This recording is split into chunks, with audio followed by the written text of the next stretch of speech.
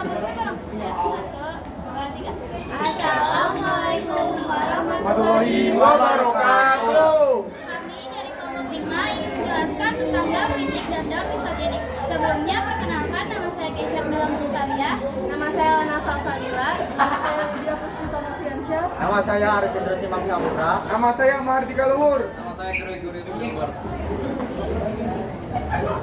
Saya Lana Salsalila. Saya akan menjelaskan fase pertama dan kedua daur litik. Fase pertama ada fase absorpsi, adalah fase di mana akar virus menempel kepada dinding bakteri. Dan yang kedua ada fase penetrasi. Fase penetrasi adalah fase masuknya DNA virus melalui dinding virus dengan jarum penusuk. Sabar.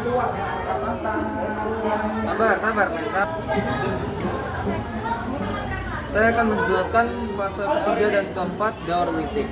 Yang ketiga, fase eklifase.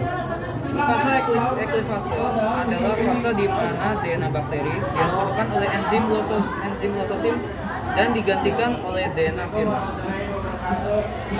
Fase keempat yaitu fase replikasi dan sintesis.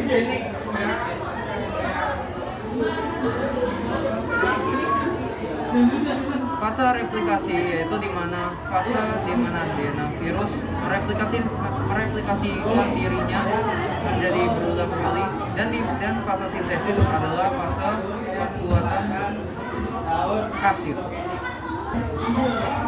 Nama saya Keisha Milam Kustalia. Saya akan menjelaskan tentang fase ke-5 dan ke-6 daur litik. Fase ke-5 yaitu ada fase perakitan, di mana fase pembentukan kapsid virus yang utuh sehingga DNA virus masuk ke dalam kapsid yang berjumlah kurang lebih 100-200 buah. Yang ke-6 ada fase lisis, di mana fase penghancuran dinding bakteri oleh enzim lysosim virus sehingga sel bakteri lisis pecah dan virus keluar siap menginfeksi inang yang lain. Mahardika Luhur absen 22 akan menjelaskan tentang fase adsorpsi. Fase adsorpsi adalah yaitu fase melekatnya ekor virus pada dinding sel bakteri. Setelah itu, virus mengeluarkan enzim lisosim, yaitu enzim penghancur, untuk menumbangi dinding sel bakteri. Yang kedua ada fase infeksi. Fase infeksi adalah merupakan fase di mana virus memompa atau memasukkan DNA ke dalam tubuh sel atau bakteri. Sementara itu, kapit virus atau tubuh virus tetap berada di luar sel bakteri. Saya Lydia Puspita Noviansyah, absen 21, ingin menjelaskan tentang fase penggabungan.